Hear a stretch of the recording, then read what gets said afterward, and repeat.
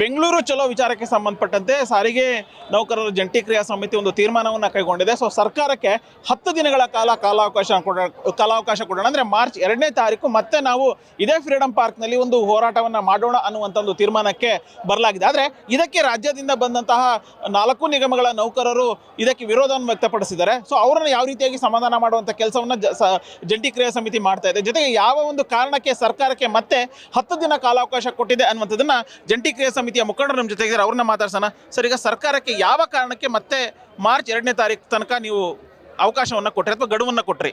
ಸರ್ಕಾರದ ಮುಂದೆ ನಮ್ಮ ಇದ್ದಿದ್ದು ಪ್ರಮುಖವಾದ 2 ಬೇಡಿಕೆ ಇತ್ತು. 38 ತಿಂಗಳ ಇದನ್ನು ವೇತನ ಬಾಕಿ ಕೊಡಬೇಕು ಅಂತಿದ್ದು, ಒಂದೊಂದು 24ರಿಂದ ವೇತನ ಪರಿಶೀಲನೆ ಆಗಬೇಕು ಅಂತ ಪ್ರಮುಖವಾದ 2 ಬೇಡಿಕೆ ಇಟ್ಕೊಂಡಿದ್ದನ್ನು ಅದು ನಿಮ್ಗೆ ಗೊತ್ತಿದ್ದಾಗಿರೋ ಸಾಕಷ್ಟು ಬಾರಿ ಅದರ ಮುಖ್ಯಮಂತ್ರಿ ಸಾಕಷ್ಟು ಚರ್ಚೆ ಆಗಿದೆ.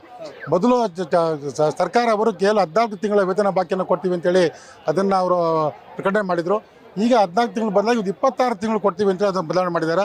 ಮೊದಲನೇ ಸಭೆಯಲ್ಲಿ ಮುಖ್ಯಮಂತ್ರಿಗಳು 27ರಿಂದ ಮಾಡ್ತೀವಿ ವೇತನ ಪರಿಶೀಲನೆ ಹೇಳಿದರು. ಮತ್ತು 26ಕ್ಕೆ ಬಂದು 25ಕ್ಕೆ ಬಂದಿದ್ದಾರೆ. ಮತ್ತು ಇವಾಗ ಅದನ್ನು ಆರ್ಡರ್ಸ್ ಹೊರಡಿದ್ದಾರೆ. ನಾವು ಸ್ಪಷ್ಟವಾಗಿ ಬೆಳಗಿಂದ ಕೂಡ ಹೇಳಿದ್ದೇವೆ, ಅದನ್ನು ಯಾವುದೇ ಕಾರಣಕ್ಕೂ ಆ ಒಂದು ಏನು ಆದೇಶ ಹೊರಡಿಸಿ ಅದು ಏಕಪಕ್ಷವಾದಂಥ ಘೋಷಣೆ ಅದು. ಆ ಘೋಷಣೆಯನ್ನು ನಾವು ಒಪ್ಪಲಿ ತಯಾರಿಲ್ಲಾರ್ದನ್ನು ನಮ್ಮ ಬೆಳಗ್ಗೆ ಈಗಲೂ ಆ ಬೇಡಿಕೆ ಇದ್ದೇ ಇದೆ. ಈಗ ಬೇಡಿಕೆ ಸರ್ಕಾರ ಪರವಾಗಿ KSRTC MD ಬಂದಿದ್ರು, ನಿಮಗೆ ಮನವೊಲಿಸಿದ್ರು, ಸರ್ಕಾರ ಈಗಲೂ ಕೂಡ ಮಾತುಕತೆಗೆ ಸಿದ್ಧ ಇದೆ ಅಂತ ಹೇಳಿದ್ರು. ಆದರೆ ನಿನ್ನೆ ಹೊರಡಿಸಿರುವಂತಹ ಅಧಿಕೃತ ಆದೇಶದ ಮೇಲೆ ಯಾವುದೇ ರೀತಿಯಾದಂಥ ಒಂದು ಮಾರ್ಪಾಡಿಲ್ಲ ಅನ್ನುವಂಥ ಒಂದು ಸ್ಪಷ್ಟವಾದಂಥ ಮಾತನ್ನು ಹೇಳಿದ್ರು. ಆದರೂ ಯಾಕೆ ನೀವು ಕಾಲಾವಕಾಶ ಕೊಟ್ರಿ ಅಂತ? ಮಾರ್ಪಾಡು ಅಂತ ಏನು ಹೇಳಿಲ್ಲ ಅವರು, ಅದನ್ನು ಸ್ಪಷ್ಟವಾಗಿ ಹೇಳಿಲ್ಲ ಅವರು. ಮಾತುಕತೆ ಏನು ಮಾಡಿದ್ದಾರೆ, ಈಗ ರಿಟೈರ್ಡ್ ಎಂಪ್ಲಾಯ್ಸ್ ಬಗ್ಗೆ ಹೇಳಿದ್ರು. ಅದನ್ನು ನಾನು ಕೂಡ ಅವ್ರ ಹತ್ರ ಮಾತಾಡಿದ್ದೆ, ಬೆಳಗ್ಗೆ ಫೋನಲ್ಲಿ ಮಾತಾಡಿದ್ದೆ. ರಿಟೈರ್ಡ್ ಎಂಪ್ಲಾಯ್ಸ್ ಅಂದರೆ 20-20 ಯಾರು ರಿಟೈರ್ ಆಗಿದ್ದು ಅವ್ರ ಬಗ್ಗೆ ನಾನೊಂದು ಸೂಕ್ತವಾದ ತೀರ್ಮಾನ ತೆಗೆದುಕೊಳ್ತೀವಿ ಅಂತ ಮಾತನ್ನು ಹೇಳಿದ್ದಾರೆ. ನಂದಾಗ ಏನಾಗ್ತದೆ, ಮತ್ತೆ ಅದು ಕೆಪ್ಟೋ ಬಂದು ಡಿಸ್ಕಷನ್ದು ಎಲ್ಲ ಪೂರ್ತಿ ಎಲ್ಲ ವಿಷಯದ ಬಗ್ಗೆ ಚರ್ಚೆ ಆಗಲೇಬೇಕಾಗುತ್ತೆ. 25 ಬಗ್ಗೆ ಚರ್ಚೆ ಆಗ್ತೀವಿ ಅಂತ ಹೇಳಿದ್ರೆ ಚರ್ಚೆ ಮೀಟಿಂಗ್ ಕರಿತೀವಿ ಅಂತ ಹೇಳಿದ್ದಾರೆ. ನಾವು ಅವರು ಅದ್ರ ಬಗ್ಗೆ ಒಂದೊಂದು 24 ಏನು ಪ್ರಶ್ನೆ ಆಗಬೇಕು ಅದ್ರ ಬಗ್ಗೆ ಮಾತುಕತೆ ಕರಿತೀವಿ ಅಂತ ಮಾತನ್ನು ಸರ್ಕಾರದ ಪರವಾಗಿ ಅವರೊಂದು ಆಶ್ವಾಸನೆ ಕೊಟ್ಟಿರಿ ಅಂತ ಅವ್ರಿಗೊಂದು ಒಂದು ಇಲ್ಲಿಂದ ಕೊಟ್ಟಿದ್ದೀವಿ ಅಷ್ಟೇ ಅವ್ರಿಗೆ. ಅದ್ರ ನಮ್ಮ ಬೇಡಿಕೆಯಲ್ಲಿ ನಾವು ಯಾವತ್ತೂ ಹಿಂದಕ್ಕಿಂತ ಹೋಗಿಲ್ಲ. ಆದ್ರೆ ಈಗ ನೀವು ಈ ತೀರ್ಮಾನ ಮಾಡಿದಿರಿ, ಆದ್ರೆ ಬೇರೆ ಬೇರೆ ರಾಜ್ಯದಿಂದ ಬಂದಂತಹ 4 ನಿಗಮಗಳ ನೌಕರರು ಇದನ್ನ ಅಪೋಸ್ ಮಾಡಿದ್ರು. ಇಲ್ಲ, ಯಾವುದೇ ಕಾರಣಕ್ಕೂ ಕಾಲಾವಕಾಶ ಕೊಡಬಾರದು ಅನ್ನುವಂತಹ ಒಂದು ಮಾತನ್ನ ಹೇಳಿದ್ರು. ಏನ್ ಹೇಳ್ತೀರಿ ಸರ್? ಕಾಲಾವಕಾಶದಿಂದ ನಾವೇನು ಅವರು ಬಂದಿದ್ದಕ್ಕೆ ಸಾಕಷ್ಟು ವಿಳಂಬ ಆಗಿದ್ದೀವಿ. ಸುಮಾರು ಎಲ್ಲ ನಾವು 38 ತಿಂಗಳ 4 ವರ್ಷ ಆಗ್ಬಿಟ್ಟಿದ್ದು, ಇದು ಕೂಡ 26 ತಿಂಗಳಾಗುತ್ತಿದ್ದು. ಸತತವಾಗಿ ಅವ್ರು ಆಶ್ವಾಸನೆ ಕೊಟ್ಕೊಂಡು ಬಂದ ಸಹಜವಾಗಿ ಕಾರ್ಮಿಕರ ಒಂದು ಆಕ್ರೋಶ ಹುಟ್ಟಿದೆ, ಅದನ್ನು ಕೋಪ ಉದ್ರೇಕ ಉಟ್ಕೊಂಡಿದೆ. ಯಾಕಂದ್ರೆ ನಾವು ಅದು ಜಂಟಿ ಕ್ರಿಯಾ ಸಮಿತಿ ನಾಯಕರು ಏನಾಗ್ತದೆ, ನಾವು ಉದ್ವೇಗದಿಂದ ನಾವು ಕೆಲವು ವಿಷಯ ತೀರ್ಮಾನ ತೆಗೆದುಕೊಳ್ಳೋಕೆ ಕಷ್ಟ ಆಗುತ್ತೆ. ಯಾಕಂದರೆ ಸಾರ್ವಜನಿಕರ ದೃಷ್ಟಿ ನೋಡಬೇಕಾಗುತ್ತೆ, ಸಾರಿಗೆ ಸಮಿತಿ ದೃಷ್ಟಿ ನೋಡಬೇಕಾಗುತ್ತೆ.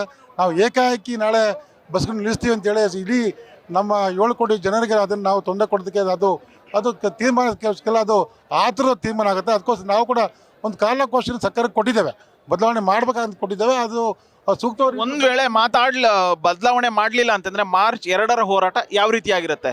ಮಾರ್ಚ್ ಉಗ್ರವಾದ ಹೋರಾಟ ಇದ್ದೇ ಇರ್ತದೆ. ನಾವು ಕಡಾಖಂಡಿತ ಇವತ್ತು ಏನು ಮಾಡ್ಬೇಕು ಅಂತ ಇದ್ವಿ ತೀರ್ಮಾನ ತೆಗೆದುಕೊಂಡಿದ್ವಿ. ಅದು ಮಾರ್ಚ್ 2ರ ನಂತರ ಅದು ತೀರ್ಮಾನ ಆಗುತ್ತೆ. ಅಂದ್ರೆ ಇಡೀ ಮಾರ್ಚ್ 2ನೇ ತಾರೀಕಿಂದ ಇಡೀ ರಾಜ್ಯಾದ್ಯಂತ ಬಸ್ಗಳ ಓಡಾಟ ಸ್ಥಗಿತಗೊಳ್ಳುತ್ತೆ. ಖಂಡಿತವಾಗಿಯೂ ಅದು ಸ್ತಬ್ಧ ಆಗುವಂತ ಎಲ್ಲ ಸೂಚನೆಗಳು ನಾವು ಕೊಡ್ತೀವಿ. ಅದನ್ನು ಒಂದ್ ವೇಳೆ ಆ ಟೈಮಲ್ಲಿ ಮತ್ತೆ ಎಸ್ಮಾ ಜಾರಿ ಮಾಡೋದಂತಾಗಿರ್ಬೋದು, ಅಥವಾ ಸರ್ಕಾರ 4 ನಿಗಮಗಳ MDಗಳು ಮತ್ತೊಂದು ಆದೇಶವನ್ನ ಹೊರಡಿಸಿದ್ರೆ, ಇಲ್ಲ ಯಾರು ಮುಷ್ಕರದಲ್ಲಿ ಭಾಗಿಯಾಗಬಾರ್ದು ಅನ್ನುವಂಥ ಒಂದು ಆದೇಶವನ್ನು ಹೊರಡಿಸಿದ್ರೆ, ಸೊ ಜಂಟಿ ಕ್ರಿಯಾ ಸಮಿತಿ ಏನ್ ಮಾಡುತ್ತೆ? ಇಲ್ಲ, ಎಸ್ಮಾ ಅದು ಇವತ್ತೇನು ಬಂದಿಲ್ಲ. 1980 ಕೇಂದ್ರ ಸರ್ಕಾರ ತಂದಿದ್ದನ್ನು ನಮ್ಮ ರಾಜ್ಯದಲ್ಲಿ 2013ರಿಂದನೂ ಅದು ಜಾರಿಲಿದೆ. ಅದು 6 ತಿಂಗಳಿಗೆ ಅದನ್ನು ವಿಸ್ತರಣೆ ಮಾಡ್ಕೊಂಡು ಬರ್ತಾನೆ ಇದೆ. 2012 ಮುಷ್ಕರ ಮಾಡಿದ್ದು, ಆಗಲೂ ಕೂಡ ಎಸ್ಮಾ ಕಾಯ್ದೆ ಇತ್ತು. 16 ಮುಷ್ಕರ ಮಾಡಿದ್ವಿ. ಮುಷ್ಕರದಲ್ಲಿ ಭಾಗಿಯಾಗಬಾರ್ದು ಅಂತ ಏನಾದ್ರು ಸುತ್ತೋಲೆ ಹೊಡಿಸಿದ್ರೆ ಏನ್ ಮಾಡ್ತೀರಿ ಸರ್? ಇಲ್ಲ, ಸುತ್ತೋಲೆ ಹೊಡಿಸ್ಬೇಕಾದ್ರೆ ಅದೊಂದು ನೈತಿಕ ಅದು ಒಳ್ಳೆ ಹಕ್ಕು ಅಂತ ಹೇಳ್ತಾ ಇರುತ್ತೆ. ಒಂದು ಹಕ್ಕನ್ನು ಚಲಾಯಿಸ್ಬೇಕಾದ್ರೆ ಒಂದು ಕಾನೂನುಬದ್ಧವಾಗಿ ಕಾನೂನು ಉಲ್ಲಂಘನೆ ಮಾಡಿದಾಗ ಅದನ್ನು ಜಾರಿ ಮಾಡೋದು ಒಂದು ವಿಷಯ. ನಾವು ಯಾವುದೋ ಕಾನೂನು ಉಲ್ಲಂಘನೆ ಮಾಡಿಲ್ಲ. ನಾವು ಸತತವಾಗಿ ಕಳೆದ 2 ವರ್ಷಗಳಿಂದ ಸಾಕಷ್ಟು ಕಾಲಾವಕಾಶವನ್ನು ಸರ್ಕಾರ ಕೊಡ್ಕೊಂಬಂದಿದ್ದೇವೆ, ಆಳ್ತವ್ರಿಗೆ ಕೊಡ್ಕೊಂಬಂದಿದ್ದೇವೆ. 10 ಮಾತುಗಳಾಗಿದೆ, 16 ಸಲ ಪ್ರತಿಭಟನೆ ಮಾಡಿದ್ದೇವೆ. ನಾವು ಅದನ್ನು ವಿಳಂಬ ಆಗೋದಕ್ಕೆ ಕಾರಣಕರ್ತ ಸರ್ಕಾರ, ಕಾರ್ಮಿಕರಲ್ಲ, ಕಾರ್ಮಿಕ ಸಂಘಟನೆಗಳಲ್ಲದ. ಆದ್ದರಿಂದ ಒಂದು ನೈತಿಕ ಹಕ್ಕನ್ನು ಅವರು ಚಲಾಯಿಸಬೇಕಾಗುತ್ತೆ. ಯಾಕಂದ್ರೆ ಇಲ್ಲಿ ಕೇವಲ ನನ್ನ ಹಕ್ಕಿದೆ ಅನ್ನೋ ಒಂದೇ ಕಾರಣಕ್ಕೋಸ್ಕರ ಹಕ್ಕನ್ನು ಚಲಾಯಿಸೋದು ಅದು ಸರ್ಕಾರದಿಂದ ನೈತಿಕತೆ ಅನ್ಸಲ್ಲ, ಶೋಭಿತ ಒಂದು ವಿಷಯದಲ್ಲ. ಅದು ಮಾರ್ಚ್ 2ನೇ ತಾರೀಕಿನ ಹೋರಾಟ ಇವತ್ತಿನ ತರ ಇರುತ್ತಾ ಅಥವಾ ಇದಕ್ಕಿಂತ ಉಗ್ರವಾದಂಥ ರೂಪ ಇರುತ್ತಾ? ಖಂಡಿತವಾಗಿ ಅದು ಉಗ್ರವಾದ ಹೋರಾಟ ಇರುತ್ತೆ. ನಾವು ಇಲ್ಲ ಫ್ರೀಡಂ ಪಾರ್ಕ್ ಕೂಡ ಅವತ್ತು ಕೂಡ ನಾವು ಸಮಾವೇಶನ ಏರ್ಪಾಡು ಮಾಡ್ತೀವಿ, ಇಲ್ಲ ಅಂಗಸ್ಟೇಕನ್ನು ಏರ್ಪಾಡು ಮಾಡ್ತೇವೆ. ಅದಕ್ಕೂ ಕೂಡ ಸರ್ಕಾರ ಬಗ್ಧವಾದರೆ ನಮ್ಮ ಹೋರಾಟ ಕಡಾಖಂಡಿತವಾದ ಉಗ್ರವಾಗಿರುತ್ತೆ. ಅದಕ್ಕೆ ಜವಾಬ್ದಾರಿಯನ್ನು ಸರ್ಕಾರ ಹೊತ್ಕೊಳ್ಬೇಕಾಗುತ್ತೆ. ಇದಿಷ್ಟು ಸಾರಿಗೆ ನೌಕರರ ಜಂಟಿ ಕ್ರಿಯಾ ಸಮಿತಿ ಸಂಚಾಲಕರಾದಂತಹ ಜಯರಾಜ ಅರಸ್ ಹೇಳ್ತಾ ಇರುವಂತಹ ಮಾತು. ಮಾರ್ಚ್ 2ನೇ ತಾರೀಕು ತನಕ ನಾವು ಸರ್ಕಾರಕ್ಕೆ ಗಡುವನ್ನು ಕೊಟ್ಟಿದ್ದೀವಿ. ಒಂದ್ ವೇಳೆ ನಮ್ಮ ಗಡುವಿಗೆ ಸರ್ಕಾರ ಯಾವುದೇ ರೀತಿಯಾದಂತಹ ಒಂದು ಸ್ಪಂದನೆಯನ್ನು ಕೊಡಲಿಲ್ಲ ಅಂತಂದ್ರೆ ಮಾರ್ಚ್ 2ನೇ ತಾರೀಕು ಆಗುವಂತಹ ಯಾವುದೇ ಬದಲಾವಣೆ ಅಥವಾ ಏನೇ ಸಮಸ್ಯೆ ಆದ್ರೂ ಕೂಡ ಅದಕ್ಕೆ ಸರ್ಕಾರನೇ ನೇರ ಹೊಣೆ ಅನ್ನುವಂತಹ ಒಂದು ಎಚ್ಚರಿಕೆಯನ್ನು ಕೊಡುವಂತಹ ಕೆಲಸವನ್ನ ಮಾಡಿದ್ದಾರೆ.